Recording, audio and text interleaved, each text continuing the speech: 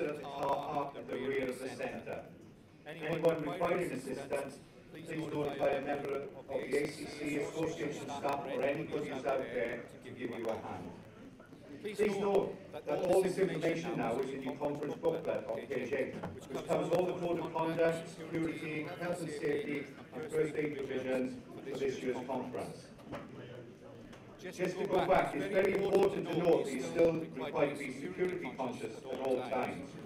In particular, please do not leave your briefcases, packages unattended, especially between the sessions in this hall. If you do find something, please bring it to a member of the association staff wearing red lanyards or the conference centre staff. But don't touch it, we don't get paid enough.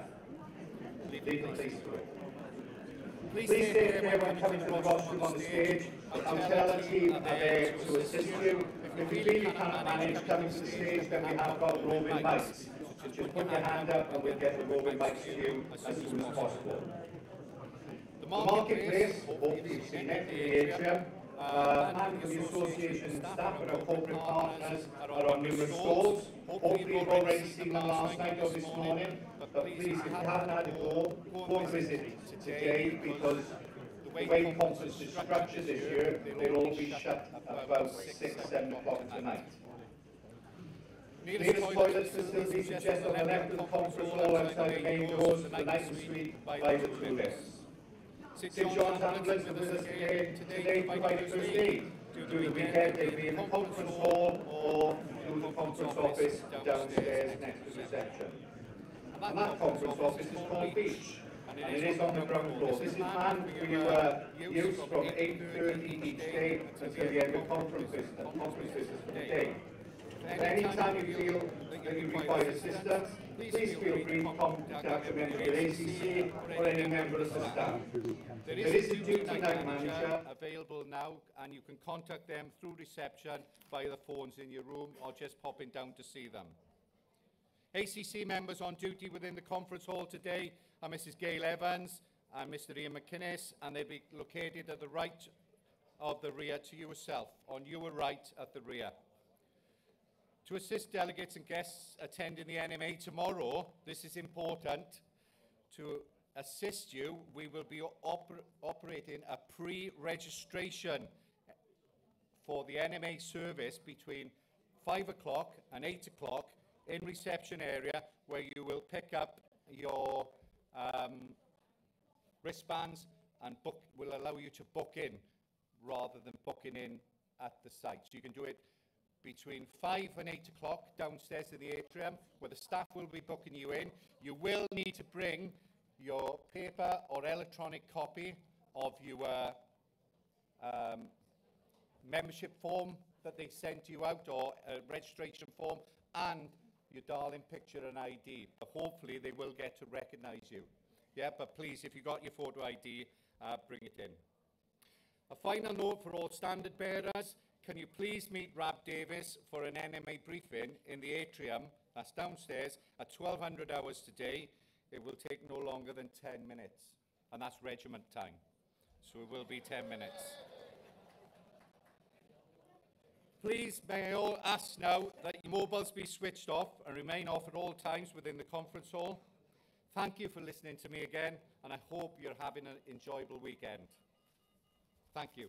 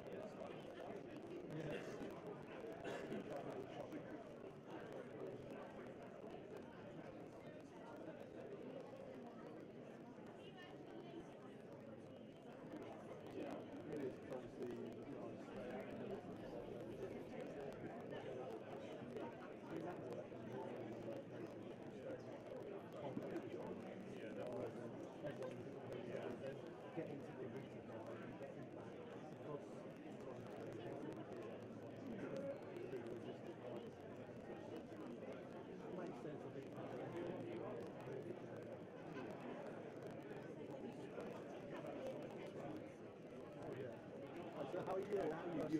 God, you're looking fit. You're looking sprightly. Have you been doing marathons yet? Half. Now you're off.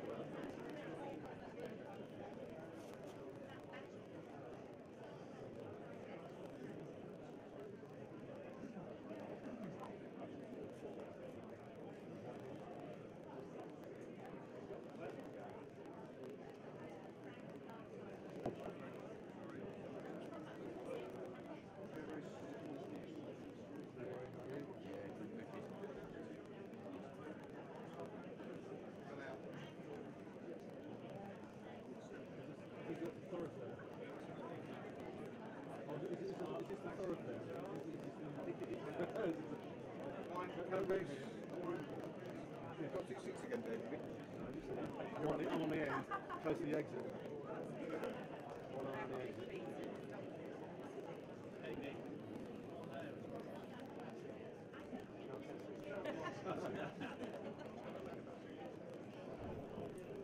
Speaking part.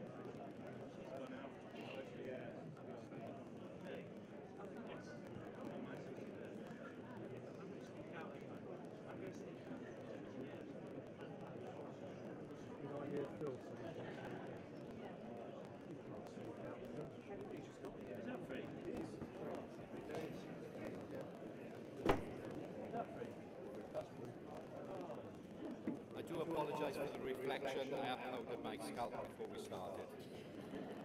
Ladies and gentlemen, this morning our distinguished guests are the Chief of Material Air within Defence Equipment and Support, Air Marshal Julian Young, along with the Reverend Wing Commander Alistair Bizzle and the Deputy Mayor of Stone, Councillor Jim Davis. They will be escorted to the platform by the President of the Association, Air Marshal Sir Baz North, and the Secretary-General, Mr Nick Bunting. Conference, will you now please rise to receive your guests?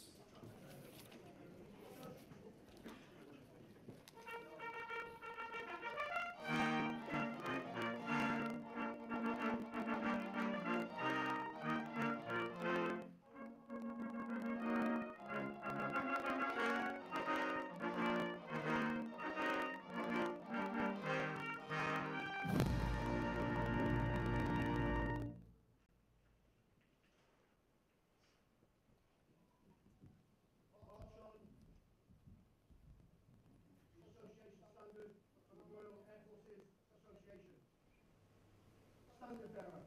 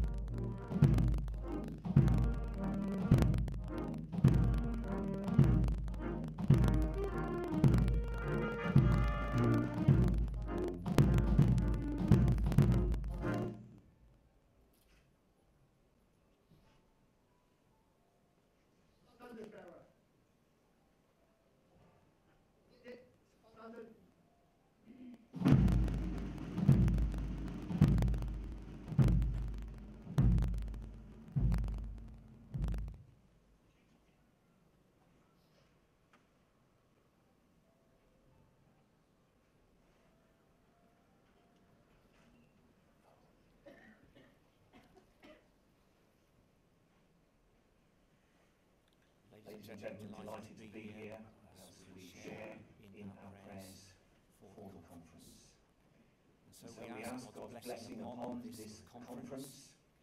O God, for as much as without Thee we are not able to please Thee, mercifully grant that Thy blessing may rest upon this conference, and may Thy Holy Spirit in all things direct and rule the hearts and minds of the delegates here assembled, that their deliberations may be to the glory of Thy great name, and the good of all Thy people.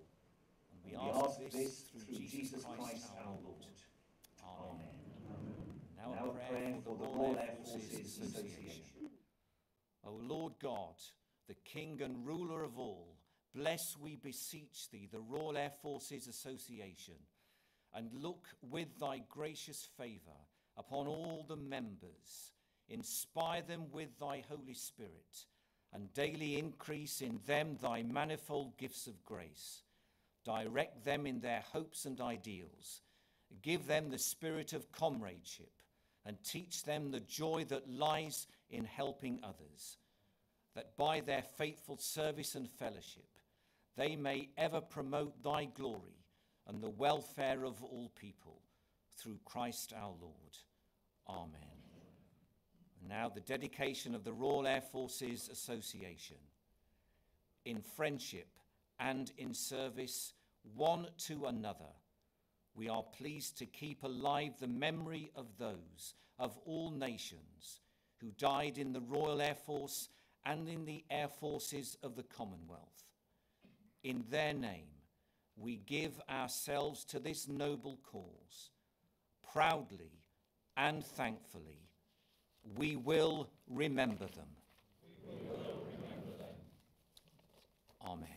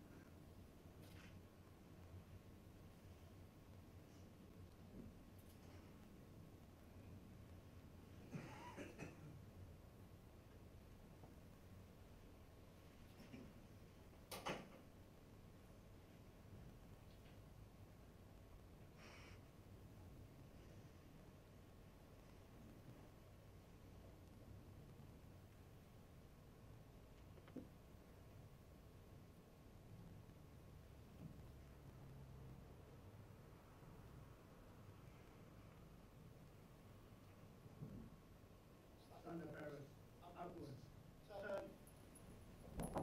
Quick march.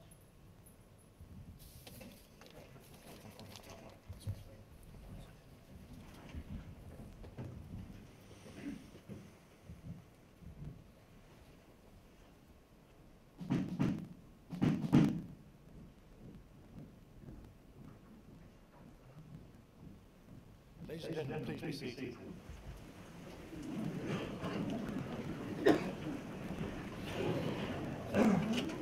Was that your telephone? Ladies and gentlemen, welcome to the 2018 Royal Air Forces Association Annual Conference. And I'm delighted to see this morning some 113 branches represented. That's 28,783 members of the association represented, so 39% of the association. Of course, out there in virtual land, other members of the association will be plugged in and watching streaming online. I think that's the phrase, isn't it? But it'll be live streaming, apart from some of the presentations, which for sensitivities within our Ministry of Defence, we've had to keep purely to this audience and not put out onto the website. So it's a great pleasure for me to also welcome here Air Marshal Julian Young, a good friend, Air Force board member, and, as Taff has already said, the Chief of Materiel Air, a particularly difficult task at this moment with the taut times that we have with respect to the funding available. Alistair Bissell, a good friend from Shawbury, who I'm sure will be with us again tomorrow. Jim Davis, good to see you again. You're now, I understand, the chairman as well as president of the Stone branch, so I don't know how many other tasks you have to do at the same time, but well done. And then looking across, you'll see a number of folk wearing Royal Air Force uniform, particularly those who are serving, and that's our RAFLOs. Over 50 members of the RAFLOs across the Royal Air Force, and that is important to us because the part of the RAF family that we sitting in this room know little about are those who are currently serving, because most of us have already served. So very important that we maintain our understanding of the needs and how we can assist that part of the RAF family in order to support them as they serve our country and protect us. Also this morning we have David Murray from our sister charity, the Benevolent Fund, and you'll be aware how closely we are working with the Benevolent Fund, the Charitable Trust and the Museum during the RAF 100 appeal in order that we may use that opportunity to support the RAF family in the round. And then from the Aviation Focus Group, we've got Air Chief Marshal Sir Andy Pulford, who very kindly is assisting us with supporting and sponsoring one of our cadets' flying scholarships. Hopefully you will have seen downstairs the telegrams from Her Majesty the Queen, from His Royal Highness Prince Philip, and from Prince Charles, made on the occasion of us meeting here today. If you haven't seen that, it's in the entranceway as you walk into the building. Now, I was appointed by acclaim exactly a year ago, and I would like to thank you and those people you represent for the very warm and generous hospitality that you had offered myself and my wife Fiona as we've had the chance to go around the United Kingdom and Europe meeting different members of the organisation and different branches. But it's also very clear to me that we as an association have some very tough challenges ahead. Those challenges are laid upon us not of our own doing, but of changes to legislation and the way in which the world sees and the United Kingdom sees our charitable organisations. And you'll be aware of the interest that the Charities Commission have taken across the piece and some of the stories that are out there which have affected charities in the round in terms of how we are perceived and how we've been able to fundraise. So it's important for us, the current members of the Royal Air Forces Association, that we play our part in addressing challenges of governance and legislation so that folk in the future are able to enjoy and celebrate the camaraderie and the welfare support that is within the Royal Air Forces Association for the next 100 years of our service. If we don't play our part and exercise our duty to provide an association the same way we've inherited and enjoyed the association thus far, then we won't be playing our part in assisting the Royal Air Force family into the next 100 years. And I hope very much indeed that we'll hear presentations today from the Council and have discussion and hear also perhaps from Julian how one is addressing governance challenges in the round and how perhaps the Council is going to be able to assist branches where they don't necessarily have the knowledge and understanding of some of the sensitivity of these changes so that we can all move forward together harmoniously to deliver the output that is all of that which we enjoy within the Royal Air Forces Association. So, welcome to the conference. Please engage in discussion. I'm sure you won't be backward in coming forward in the bar, but I'd like to hear some of it in this room. Why? Because people out there, the other 61% of the members of the association, need to hear an understanding and feel that they are also taking part in this discussion. So, with no further ado, I would like now to invite our Secretary-General, Mr. Nick Bunting, to come to the stage to announce the results of the council elections. Mr. Bunting.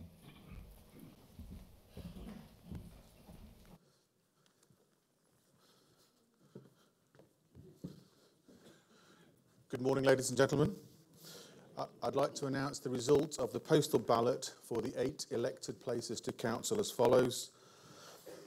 Dr. Brian Pattison, Mr. Chris Goss, Mr. Dean Gibson, Mr. Taff Rees, Mr. Ian McInnes, Mrs. Heather Little, Mr. Mike Blackman, and Mrs. Beryl Dennett Stannard. And the reserve is Peter Ramraka. Thank you.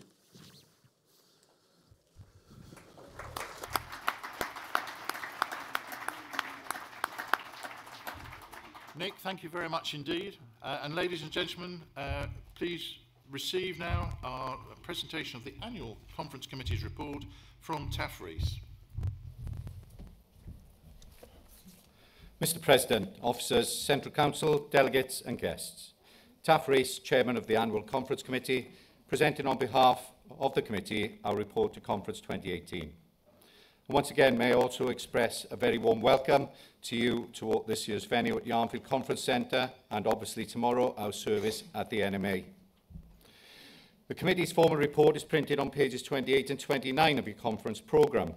Para 12 of the report implies acceptance of the order of conference business and the rules of procedure for conference, as listed on page 16 to 18 of the brochure.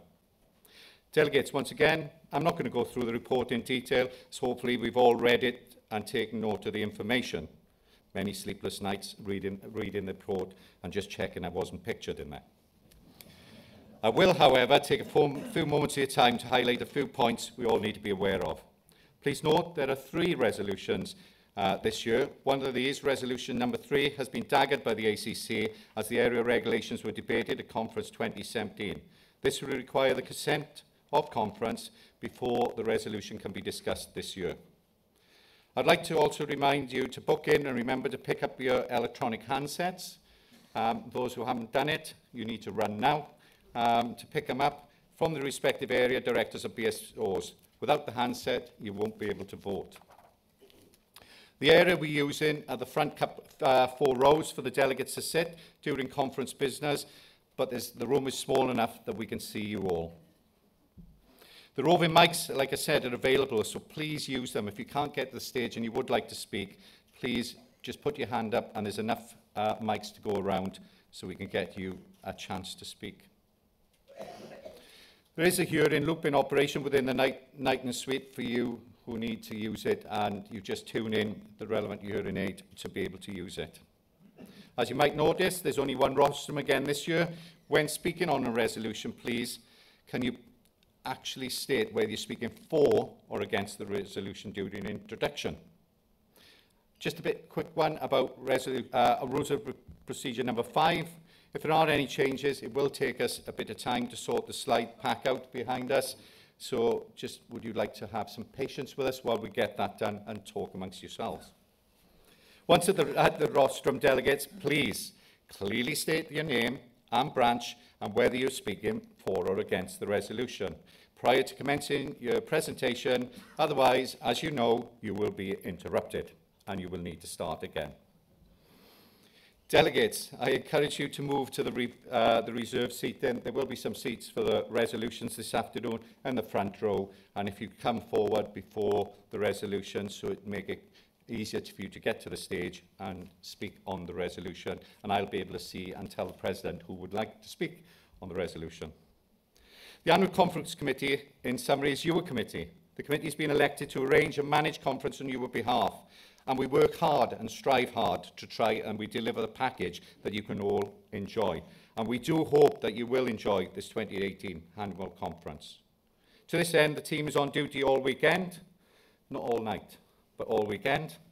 But you need to help in case you need our help. ACC members available in the auditorium during the sessions, like I said, and they'll be sat over the far side on your right.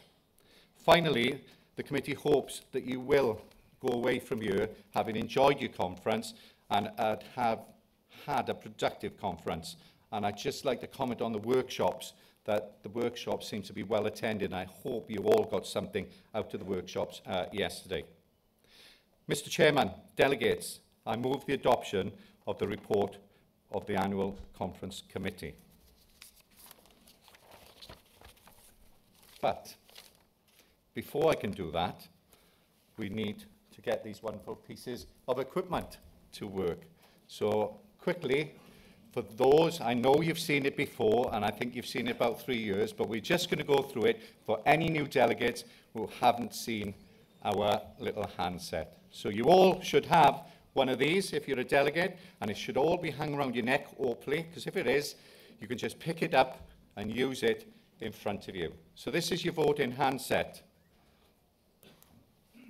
When it's to be a vote, you'll see a voting icon in the top corner of the big screen, not in your handset. So that's that little P that is grey. There it goes, up into the corner. The icon turns green when the system's ready to accept responses from your keypad. Now, I know this icon is a little small, so we've come up with another cunning plan that when I say the code word, and we will be using the code word, and the President will be using the code word, that, are you ready? The voting is open. When we use that, because I am a quiet chap, and you might not hear my voice, so we will put it on the screens as well. And guess what the slide screen will say? The voting is open. So we'll do that for you, so you'll be able to see it, and the icon will be green. So to cast your votes, you press the button that corresponds to the answer you wish to. So all the answers will have a number 1, 2, and 3, usually for conference, but we have got an extra 4 in this morning because the questions were so difficult. So we're using the top 3 really for when we're at in conference. When you press a button, an orange light will turn on and then turn off. It's quick. So you've got to be very careful to see it, and it's in that top left-hand corner as you look at it. This light will flash green only once. When the system has accepted your vote, the light will then go out.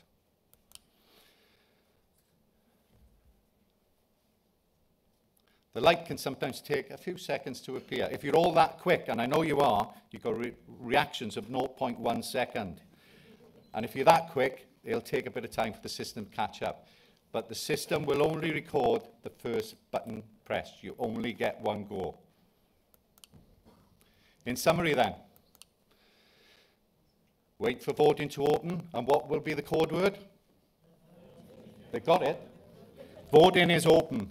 And press the button on your handset to cast your vote. Light with handset will turn orange, then flash green. Voting will close. As simple as that. Shall we practice?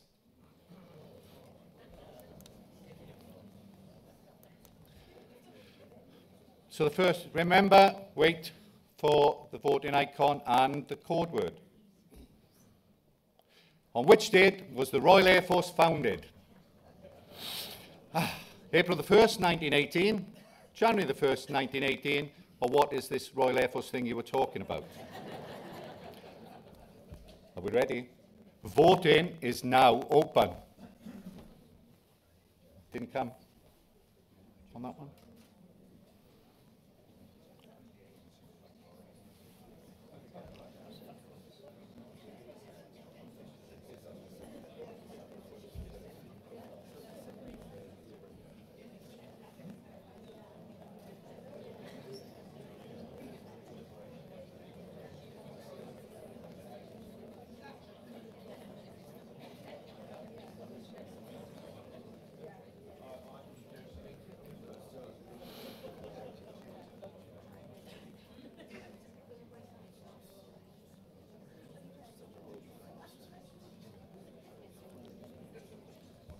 Yep, voting is now closed. We know there is 113 of you in the room with handsets, but some of you may be sleeping.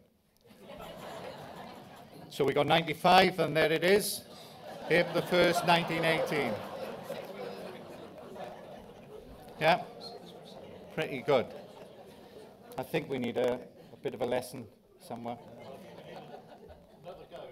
Another go? Okay, we'll have another go then. Question 2, which I prepped earlier. Out of which services was the Royal Air Force formed in 1918? The Royal Flying Corps, the Royal Naval Air Service, both of the above, or neither? of the above. Voting is now open.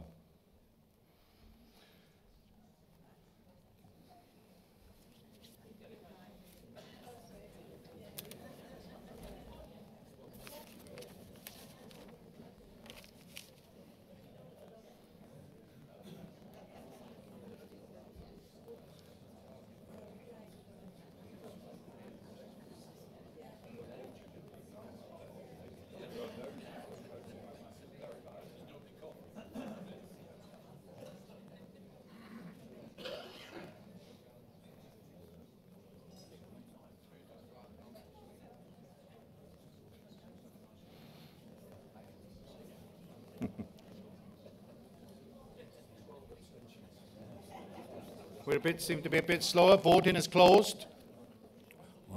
I think some people were sitting on that fence. So, 67% said both of the above, the Royal Flying Corps and the Royal Naval Air Service. So that's the correct answer. Well, point of order, actually, Taff, and the reason why some people probably didn't vote is because, of course, you've forgotten the Royal Engineers.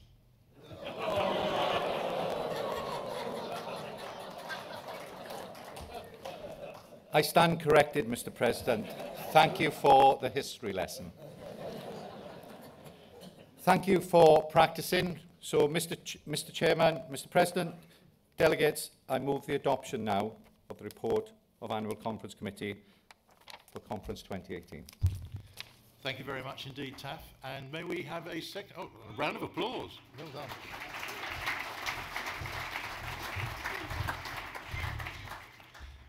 May I invite a seconder, please? Pinar, thank you very much indeed. And as we move now to vote on the Conference Committee's report, the voting is now open.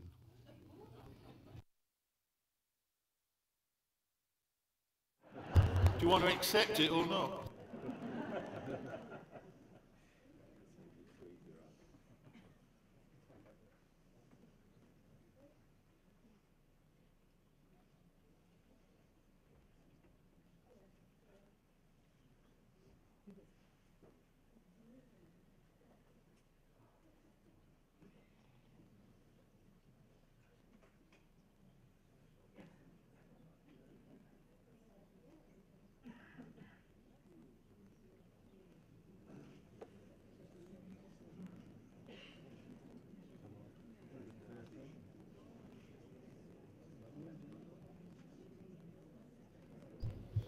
We still have some folk who are not pressing buttons. Can I be assured, please, team in the corner, that the handsets are working? The handsets are working. Thank you very much indeed. And thank you, Conference, for accepting the report from TAF. I'm most grateful, because that would have been a bit of a hurdle to have got over. So if I may I say that we are now in formal conference mode, and at this point I would like to invite to present to us Phil Tagg for the Financial and Audit Report for 2017. And ladies and gentlemen, if I may say that this morning we will take a vote only when it comes to the appointment of the auditors, because this afternoon, after the presentations and after you've had time to consider the presentations by both the Honorary Treasurer and by the Chairman, we will then have questions and then take the vote on the acceptance or not of the Treasurer's and Chairman's report. Thank you. Phil. Good morning. I'm Philip Tagg, Honorary Treasurer, and I'm pleased to be able to deliver the Finance and Auditors Report for 2017 to Conference. The trustees, in the form of council, are responsible for ensuring that our financial activities comply with the Charities Act 2011, the Charity Accounts and Reports Regulations 2008, the Charities and Trustee Investments Scotland Act 2005, the Charities Accounts Scotland Regulations 2006, and the provisions of our own Royal Charter. The Association works to standard FRS 102, which is the main UK financial reporting standard. FRS 102 is a mandatory requirement for the Association based on its size and the nature of its operations, and sets out how financial transactions are to be treated in the accounts and then how they are recorded in the financial statements. Providing specialist expertise to the Council are two subcommittees drawn from trustees and co-opted experts. The Finance Committee provides detailed oversight on all financial matters, and the Audit Committee provides oversight on issues which are deemed to be business critical. They could be finance, but could equally be legal, HR or operations. The Audit Committee flexes its approach to address what they consider to be key risks of the time. Between Council and the two subcommittees, our finances are subject to constant and rigorous examination. Further scrutiny is then applied by RSM UK LLP, the Association's external auditors. I'm delighted to report that they have once again provided an unqualified opinion on our 2017 statutory accounts. This means they are happy that the accounts are free from material misstatement, and I'm also pleased to report that the 2017 annual accounts portray a positive result for the year, a surplus net income of £2.28 million, which I'll explain in the following slides.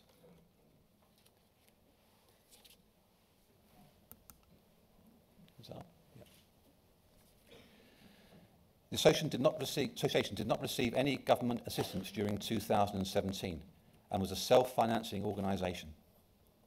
The main sources of income were fundraising campaigns, including community fundraising, particularly that undertaken by branches, and individual giving, together with gifts generously bequeathed in wills. Successful fundraising is critical to the sustained financial health of the association and our ability to provide support to the RAF family. In 2017, consolidated incoming resources raised from members, volunteers, the general public and investment income was £14.5 million, an increase of 12.8% from 2016. In 2017, legacy income was £4.62 million, a slight fall of £1.79 million from 2016. The annual Wings Appeal remains an important source of funding, raising £1.28 million, an increase of £35,000 from last year, or the previous year. Investment income of £1.01 million was an increase of 61.3%, underpinned by strong investment asset performance. Investment assets, our investment portfolio and property, grew by £1.9 million.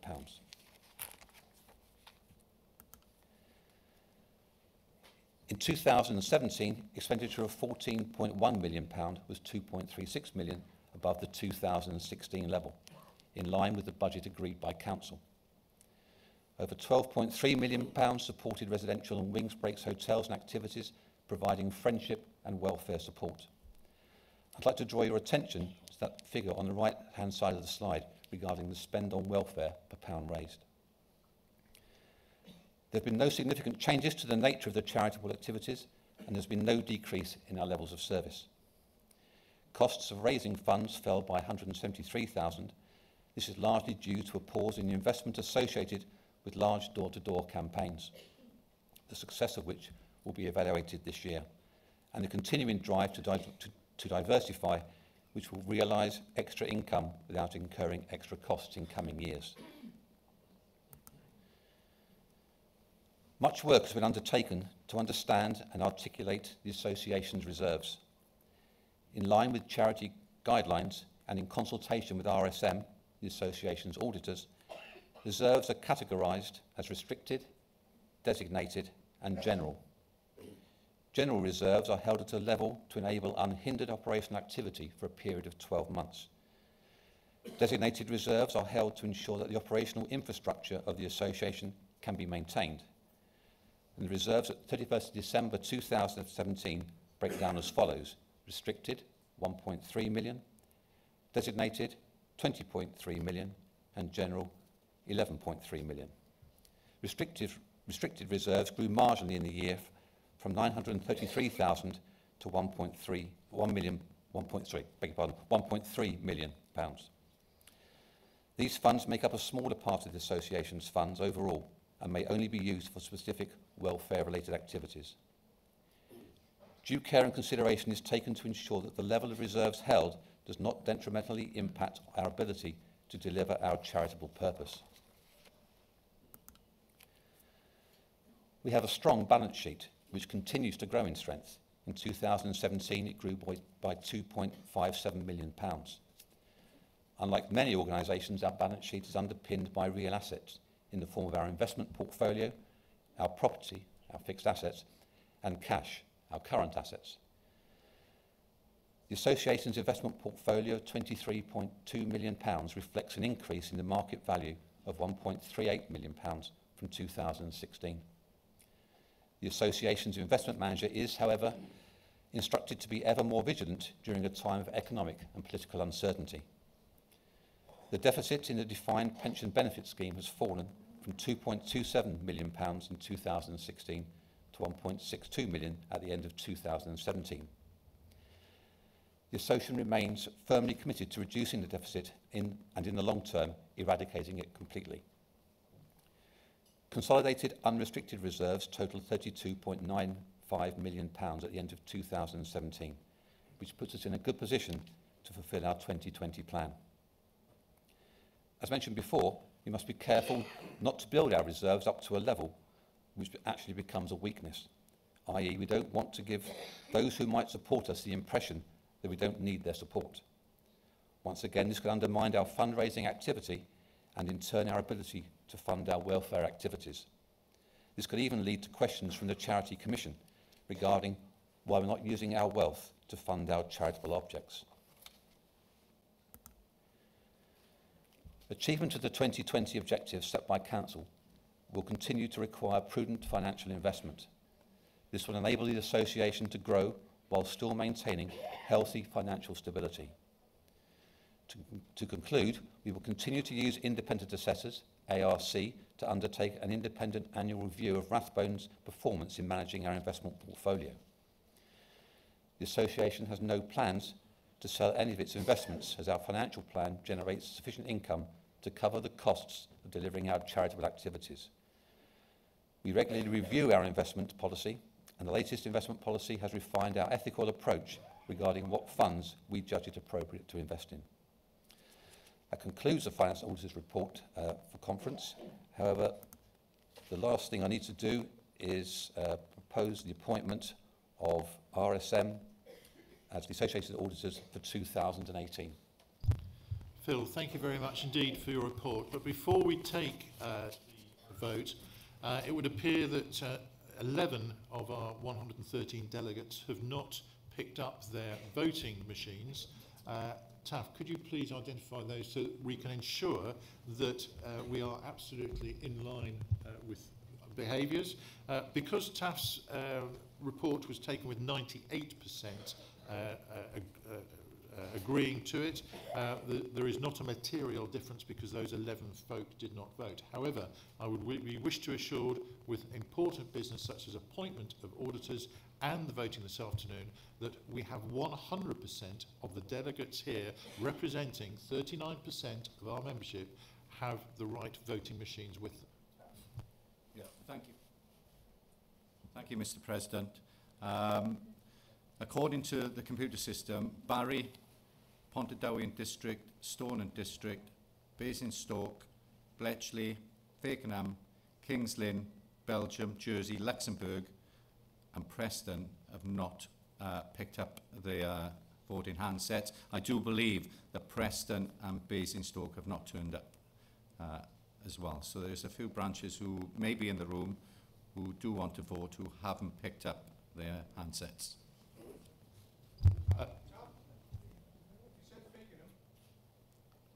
Yeah, you've just collected yours. Thank you. I've just got a message. Thank you very much. Well done. I see Jersey moving. See, computer technology is powerful. We know where you are.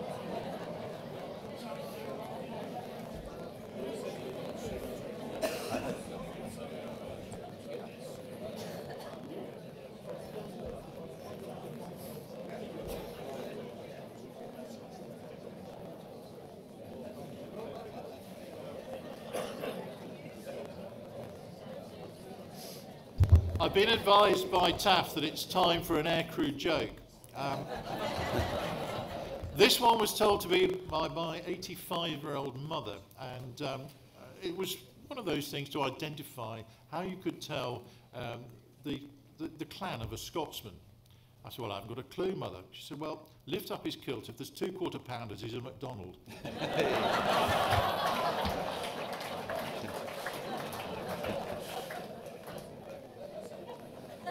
Others may disagree, but apparently that's what she does.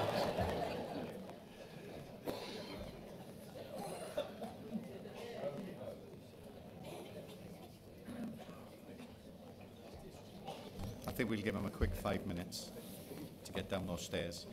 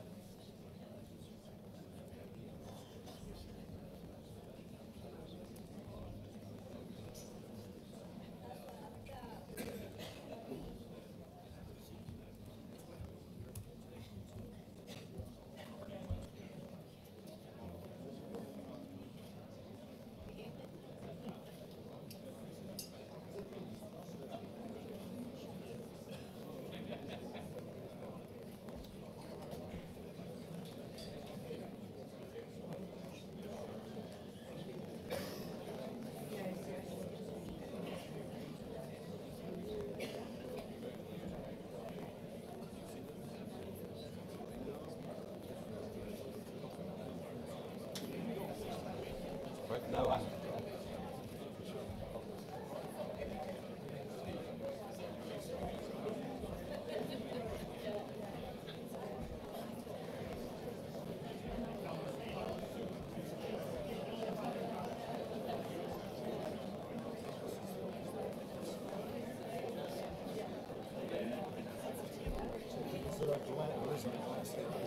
glass. Oh.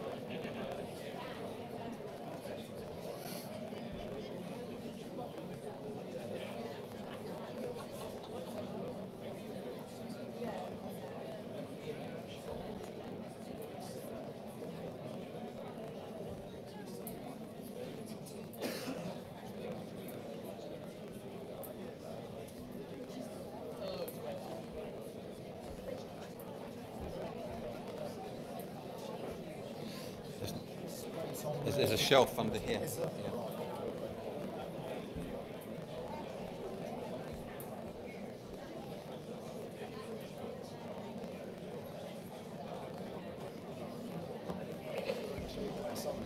No. No, there isn't.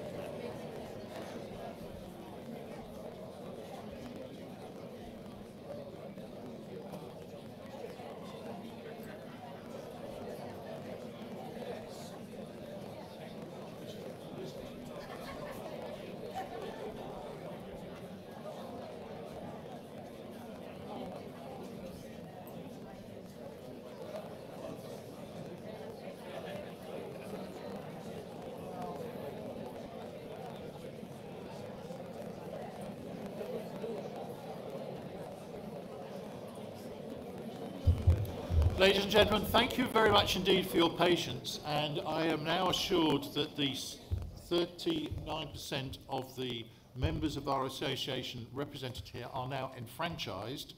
Consequently, may I please invite you to consider the vote to accept RSM UK LLP as the appointed auditors for the Royal Air Force Association in 2018.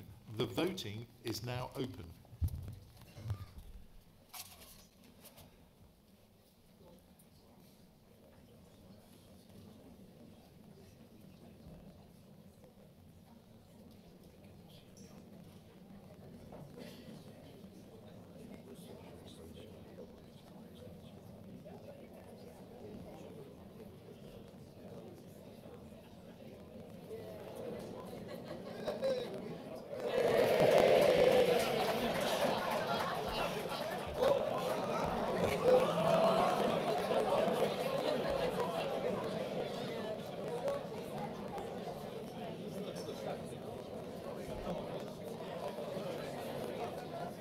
Yay.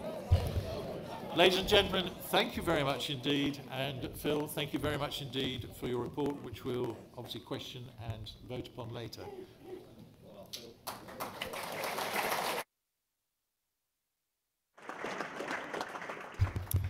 Ladies and gentlemen, it is my pleasure to invite to the stage the chairman of our council, Air Vice Marshal John Cliff.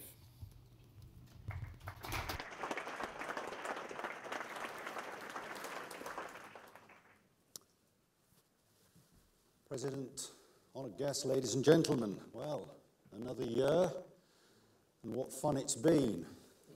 Well, perhaps not all fun.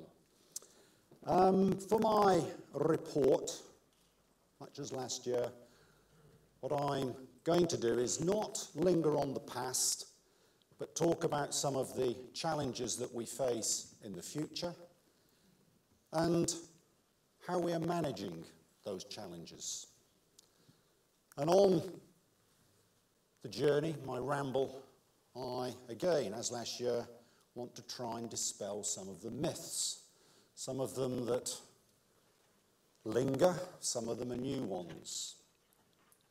As I have said previously, these myths really annoy me.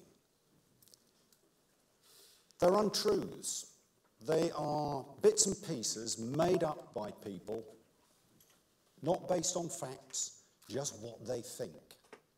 Now, internally, it isn't healthy, but when these myths are spread around externally, they are doing your association damage. That's why it annoys me. So please, can we stop inventing this twaddle and spreading it around? Now, a few years ago, you'll remember our previous president, Sir Dusty, presented us with a vision paper, the way forwards. We weren't in particularly good shape, and he offered some options. And from that, it was decided by us, the membership, that we would rejuvenate our association. Now, I'm not sure that too many people really understood what that meant. But given that we were, or are, a membership-led welfare charity, the fact that we had our membership numbers in terminal decline, and I really do mean in terminal decline. We were a few years away from starting to think about how we would close the association. And our welfare output was falling. So, as I say, a member-led welfare charity, we were virtually becoming irrelevant. What was the purpose of the charity, the association, if we did not reverse these declines? That we have done, and you'll hear more about that, a little bit from me and more from the Secretary-General this afternoon. All of that has required investment. We've had to invest in our future. We needed to spend more money. Investment in resources and investment in people. But probably the one thing that most people struggle with, many of our members a little uncertain about, the fact that we are having to go through some modernisation and reform. Let me put it another way. This means change. And I know many of you are uncomfortable with change. Well, get over it.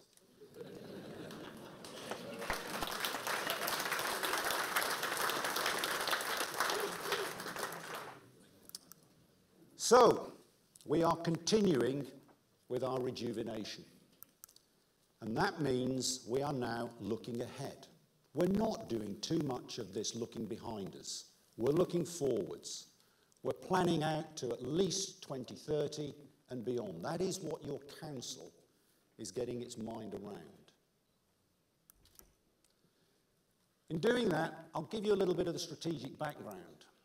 The RAF family today made up of about 1.5 million people, which comprises serving members, veterans, and dependents. That is a huge chunk of the UK society. By 2030, it will have declined. It will have dropped to about 1 million. Yes, the Royal Air Force is decreasing in size, and sadly, many of our members, by 2030, will no longer be with us. So, our membership will reduce, but that RAF family is still going to be about 1.5% of the UK population. Still pretty large. So say, the RAF has reduced in size. The welfare needs, though, will continue. The operational tempo continues to be very high, and I'm sure we will hear more about that from Air Marshal Julian later on. But the new kids who are coming in are bringing with them different challenges. I had the incredible honour a few weeks ago to be the reviewing officer at a passing out parade, a graduation parade at Halton. And during the day, I went around and met quite a few of the youngsters who were graduating. The picture here is me with the prize winners. I tell you what, meeting those youngsters, talking to them, you could not help but be blown away by the quality. If that is an indication of what is coming into the Air Force today, we're in good shape. Bright, intelligent, ambitious, inquisitive, and we talked about the association.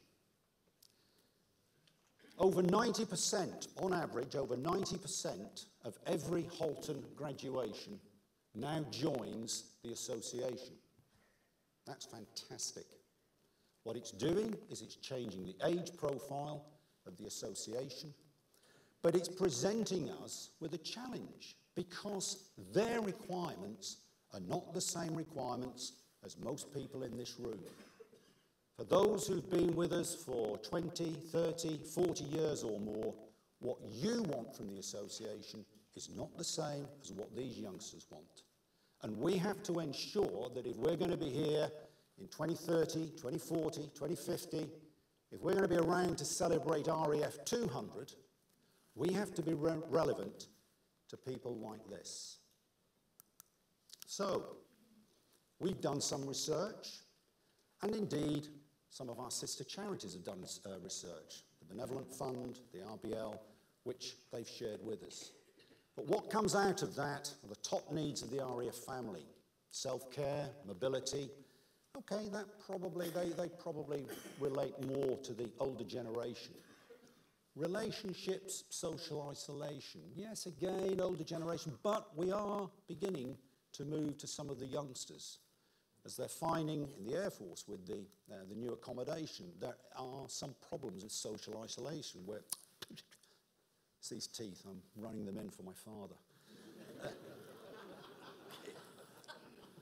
The social isolation problem where people go to the new rooms, single accommodation, lock themselves away, play on the computer games. Okay, and that's been played to a little bit by the Wi-Fi provision that we're helping with. Psychological well-being and underlying financial issues stretch right across the generations. So what I want, and a strategic challenge for us, is that we should become a leading provider of welfare services to the RAF family.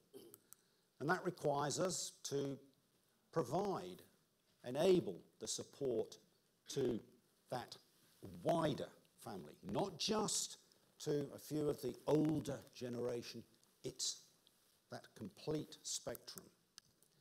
We have to increase the support we give to our serving personnel.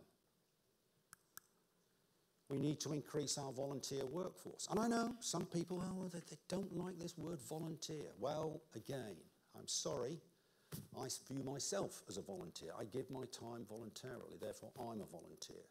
But we need to bring in people who provide us with our befriending service, help us there. You'll notice I say be a leading provider of a welfare service, not the leading provider. We can't be the leading provider. Why? Because we don't have the capacity to be able to provide everything. What we have to do, though, is understand what our other charities, the Benevolent Fund particularly, what they provide. We have to collaborate and work closely with them. Now, I know there are, and I keep hearing this, well, what are you talking about this welfare stuff for anyway? We're not a charity. People keep telling me we're not a charity. It's a myth. We've always been a charity. Since our inception, and it's in the Royal Charter. What are we here for? What's the purpose of the association? Through the comradeship engendered by the members, we are providing, promoting welfare by charitable means. Am I missing something? Right. We were registered with the War Charities 1940 when the Act came in. And we've been registered all the way through. Go onto the Charity Commission's website and you'll find us there. So can I stop hearing this, no, we're not a charity. What's this welfare stuff? If that kind of myth goes out into the public domain, do you think you're going to retain the public's confidence in us as an organisation? Do you think you will get them putting money into the Wings collection? No. We are a charity and always have been. Another challenge, organisational resilience, and this is a fairly broad topic, but I'll pick on a few of the areas. Governance. Now, this isn't about the governance handbook. That's sort of the internal aspects, and we've done over the last few years a lot of work in upgrading our internal governance, and we've now got, I think, a governance handbook that is fit for purpose.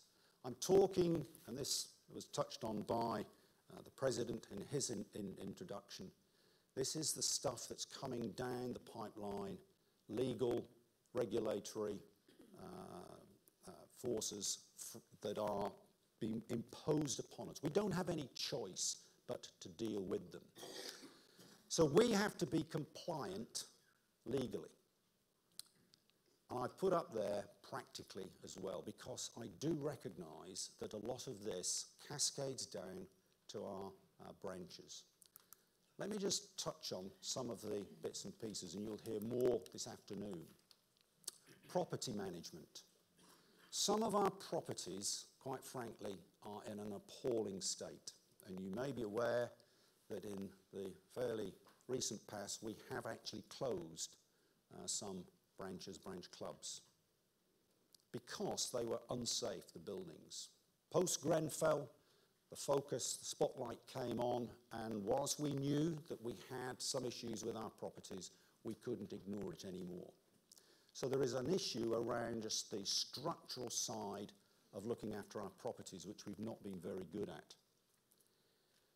Linked to that, though, is also the whole issue of tenancies, what people do with the properties. There are some cracking stories of how bits and pieces have been let out, but do people understand what the legal obligations are, what they're doing when they let the bits of property out, when they make changes to properties? Again, you'll hear more from the Secretary-General this afternoon. Linked to that's health and safety. Yes, I know it's a favourite with everybody, but it isn't just the sort of basics, health and safety at work. In clubs and club branches, are you doing electrical safety checks? Are you doing your gas checks? Are you... And again, a lot of this has sort of been not ignored, it's just been passed down, and branches, clubs have been allowed to get on with it and do their own thing. And in some cases, great job has been done. In others, not a very good job. And the trouble is, if we don't sort all of this out, sooner or later, we're going to have a whoopsie, and it'll be in the press. Care welfare regulations, quickest way to get yourself into court.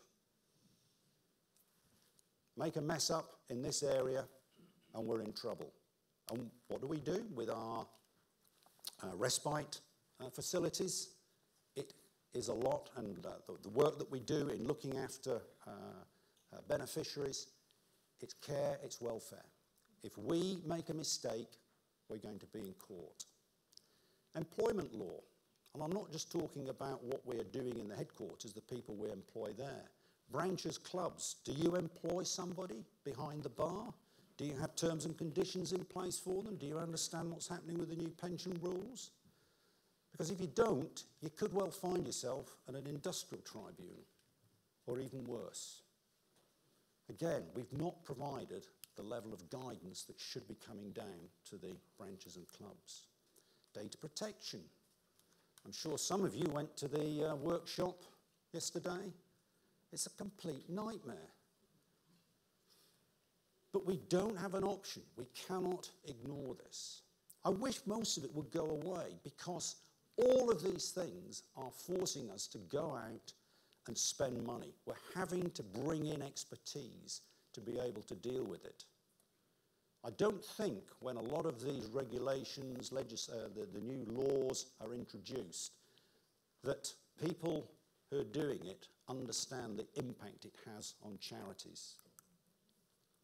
You heard from the Honorary Treasurer. There are rules around our financial reporting. If you don't do it right, you're in trouble. Even down to the levels of fundraising. You can't just go out and rattle tins now. You'll find that people want you to comply with a whole bunch of rules and regulations, and it goes on and on and on. Why are you telling us this? We've got a Royal Charter, haven't we? So it doesn't matter. The Royal Charter absolves us of all of this. No, it doesn't. Sorry. The Royal Charter incorporates us as a legal entity. It does not absolve us of complying with the law of the land. It's also worth bearing in mind, as an aside, that because we are a Royal Charter organisation, we cannot just go out and make a change to it. Any change to the Charter has to be agreed by Her Majesty the Queen.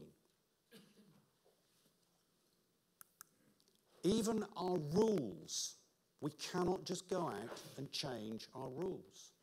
They have to be approved by the Privy Council.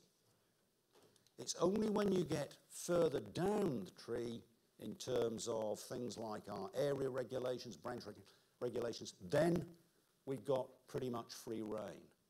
But in terms of what governs the association, it's a real struggle to make those changes.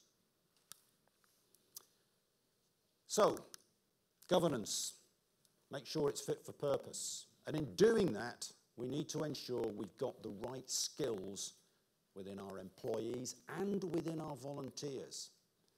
So, the days of somebody coming along and just saying, oh yes, I'll provide a bit of welfare, a bit of healthcare for somebody. Yes, I'll do that. And letting them loose, we can't do that anymore. We have to make sure that people are fully checked and fully qualified. That may only be half a day or a day's training. But if you don't do it, then you're heading for trouble. In terms of bringing people in, we have to be an attractive employer. I need to bring in the right people with the right qualifications. And yeah, that means I have to pay market rates. Now, I know that some of you think that all we're doing is filling the headquarters at Leicester with more and more people. Yes, there are a few more people in there. The association, though, employs a total of just under 250 people. Quite a few of those are part-time. So actually, the equivalent of full-time employees is just under 150. And of those, 75%, so 3/4, are involved in looking after welfare activities. They're out working in the hotels, the respite facilities, or they're out working with the areas in terms of providing the welfare, the branch support officers, and so on. So actually, for the size of organisation we are, with all the activities, we've got a pretty small headquarters. We need to grow our membership. We've set a target, 100,000 by 2020, and as you'll hear a little later on, we're going in the right direction. To do that, we need to support our branches and clubs, and I do worry about branch sustainability. I've just mentioned the condition of some of our properties, and that is going to lead to not branch closures, but we might have to do adjustments to buildings. Okay, we are putting money aside, we're going to deal with all of that. But I'm also conscious of that governance burden that is going down onto the branches. Now, as you're all aware, virtually every one of our branches is a micro-charity in its own right. And therefore, the branch officers, you're all trustees. And as trustees of your charity, all of that governance, it comes down to you. And I recognise the impact that that is having as more and more comes down, the new data protection, and it's making it difficult to find people to volunteer to take on these tasks. Think about that when we're looking at one of the resolutions this afternoon. Succession planning. I'm aware that quite a few branches have not even thought about who is going to come in as the next officers. And linked to that is, I think we do have some branches, predominantly elderly members, who I think post RAF 100, we've got through the year, we've celebrated RAF 100, and I think the branch is just going to close. So next year is a big worry. But we do need to extend the reach out into our communities. We are rather insular. We've got to get out and spread the word. But we've got to give people that compelling reason to join and support us. We've got to inspire confidence and trust, and that isn't just in people that we're trying to get to join, it's also with our public.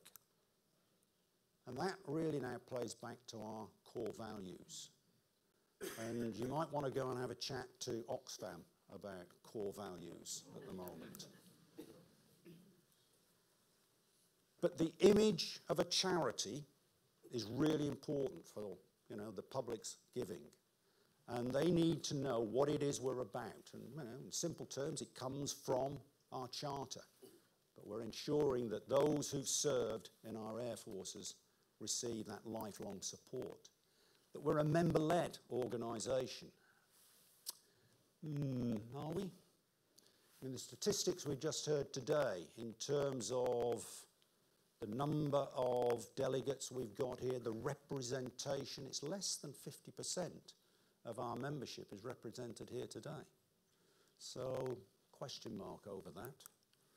We're diverse, aren't we?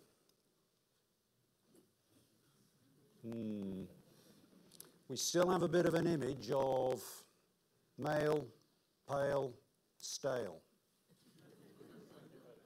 It is still an image. And I do hear stories of some branches turning people away, particularly, you know, we don't want young people coming in. No. Well, we cannot discriminate on age. We cannot discriminate on gender. We cannot discriminate on ethnicity, sexuality. We cannot do that. And we have to make sure that is put out there. That is part of what we do. Our behaviours. Yes, I know we're all chums together here and we have a bit of banter. But I haven't this year heard anything, but at the last couple of conferences I've been to, I've heard racist comments, misogynistic comments, and foul language, bullying of members of staff, and so on. It's unacceptable. It is not what we're about. So please, let's make sure that our behaviours are right. A culture of openness, integrity, honesty. That's what we should be about. And I know there are times where, you lot in council, you're not that open, you don't tell us stuff. Well, we try to. And we also need passion. That's what we've got to put across to people, that we're passionate about what we do.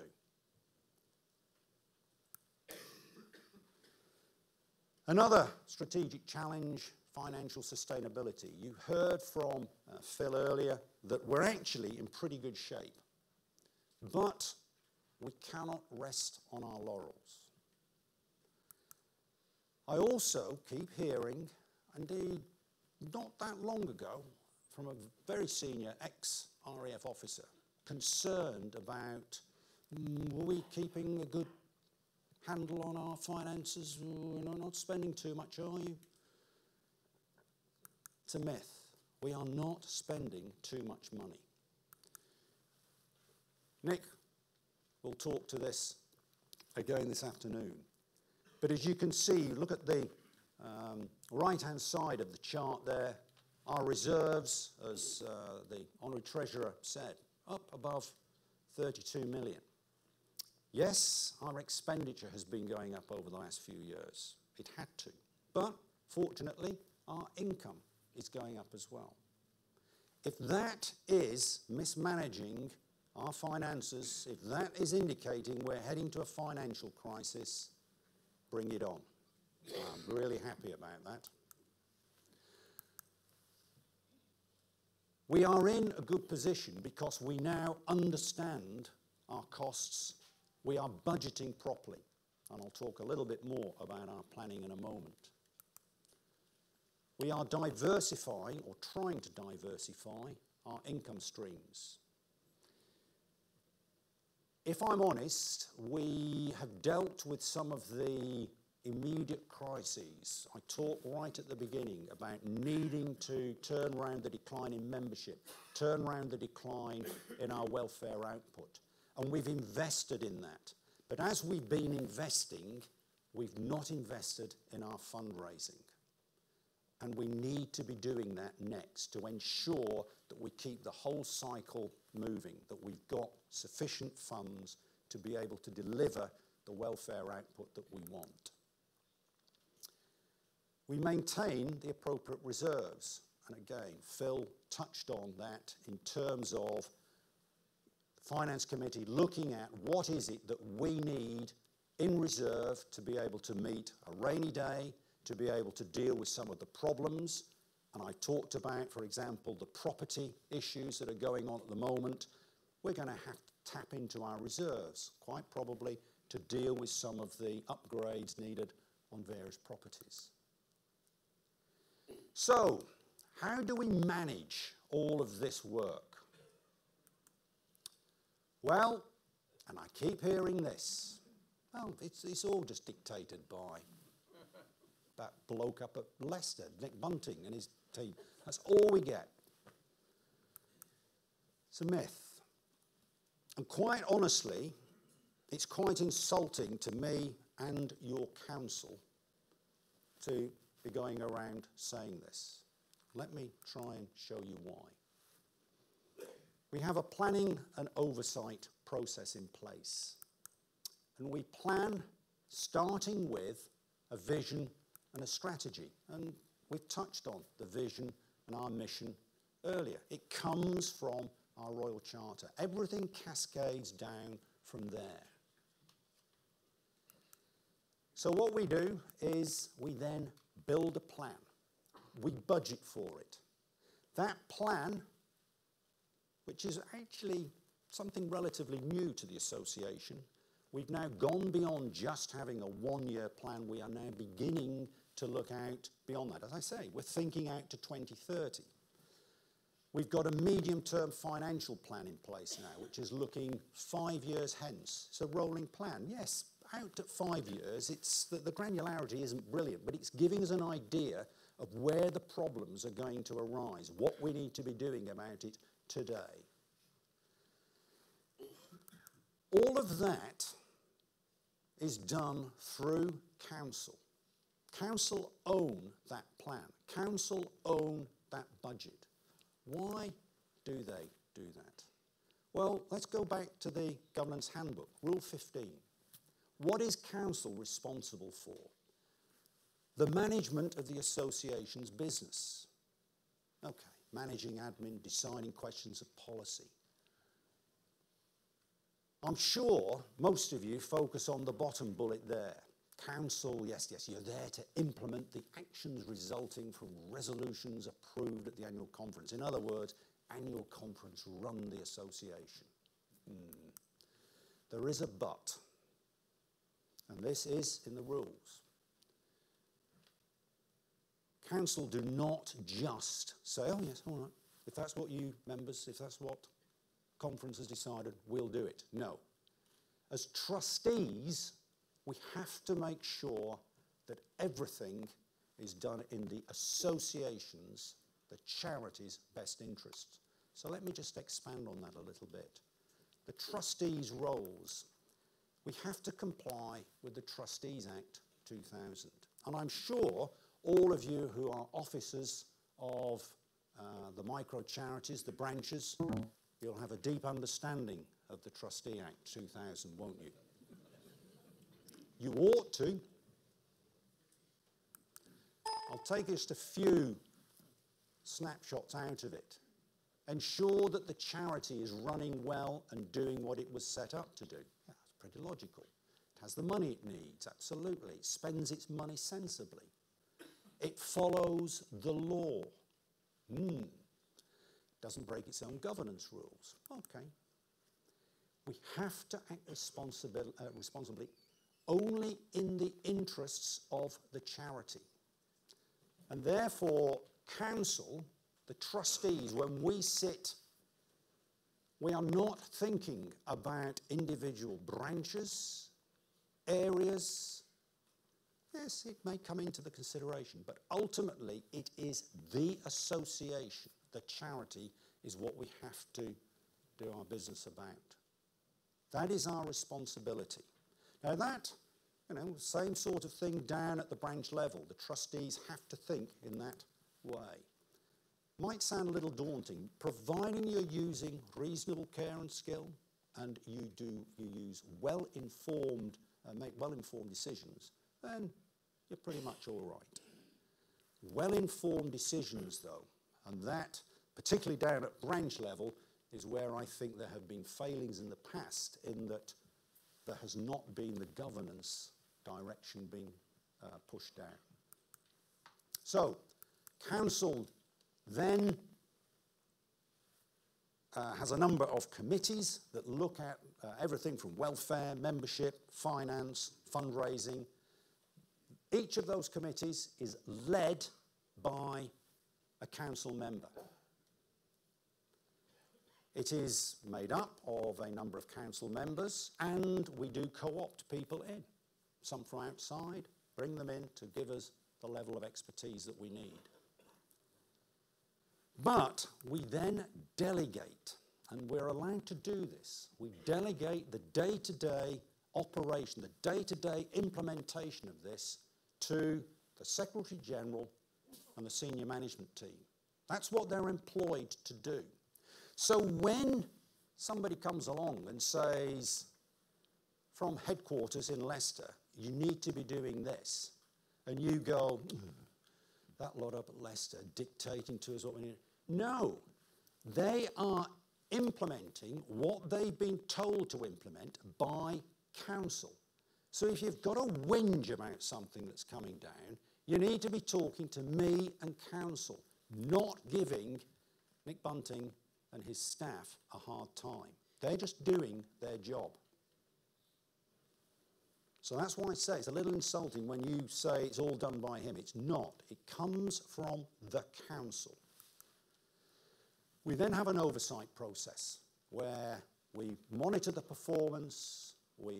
Every council meeting, the committees come along, they report to us, they give us an overview of the risks that they see to implementing it, and council make decisions, changes that are necessary to ensure we achieve the targets we've set. But I come back to the fact the centre of this is council. So, we're focusing on the future. We're investing in our long-term health. Failure, as far as council's concerned, is not an option for us. But we accept it is a long journey. But there will not be a finishing line. This change process that we're going through now, we're going to have to keep going through. Some of it, as has already been alluded to, it's been forced upon us. But in the past, because we stood still, because we didn't move with the times, we didn't change, we ended up with our membership in terminal decline, our welfare output falling, we were becoming irrelevant. We can't do that again. My view, my intention is that when I hand over this post, it will be an organisation that is definitely going to be around to celebrate RAF 200. Ladies and gentlemen, I realise that my report might have come across as a bit more of a rant, but I am quite passionate about it. Thank you.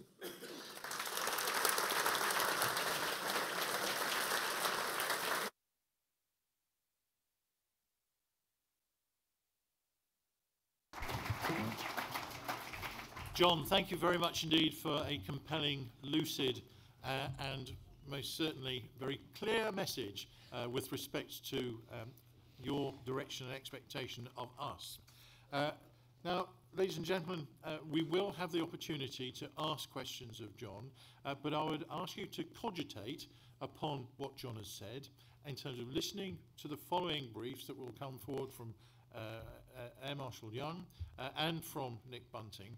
Think through over lunch, chat amongst yourselves so that we can get the most out of the question interaction in the lunchtime, after lunch period before we then take the vote on the acceptance or not of the chairman's presentation. But John, thank you very much indeed. Now, ladies and gentlemen, it is a real pleasure